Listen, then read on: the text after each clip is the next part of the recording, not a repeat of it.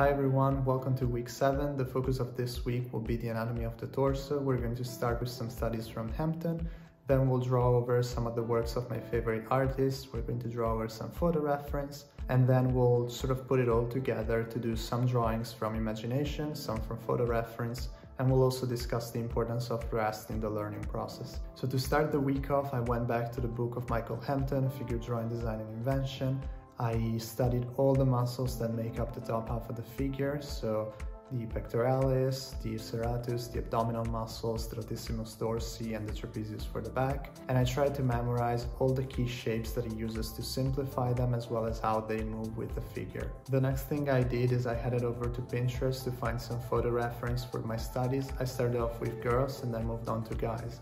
After having drawn over a bunch of references, I decided to try and do the same thing with the works of some of my favorite artists to see how they were dealing with the anatomical aspect of it. And so I decided to head over to our station to look at the work of Taekwon Kim, a Korean concept artist that I really look up to. I'll put a link to his page in the description box below.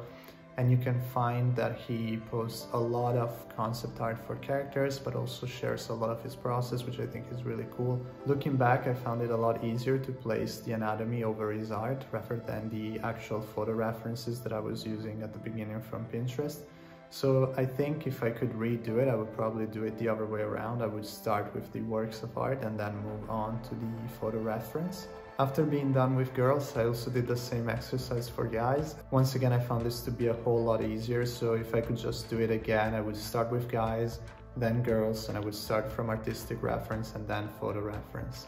And now that I was done with all the studies, I could finally start drawing whatever I wanted using references and my own imagination. But when I tried, I found that I got some really terrible results, and that was mostly because I was super tired. And I found that just taking a break, going to bed, and then restarting fresh the day after helped me out a lot in achieving much better results. So really, rather than trying to just draw as much as you can, if you find that you're tired, overwhelmed, just take a break and then start again in a while.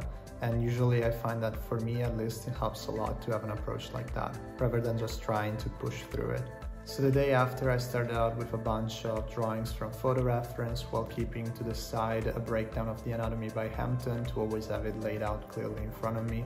Overall, I tried alternating between working from reference, working from imagination, doing studies of artists that I loved. And I found that alternating between these three kinds of work helps me out a lot. I also tried my best to finish as many of these drawings as I could with the face and the hair, the clothes, so as to get in some extra practice for the weeks ahead, and also just for the faces and the hair, which is something that I definitely could improve some more. All in all, this week I also managed to stay true to my target of 25 drawings.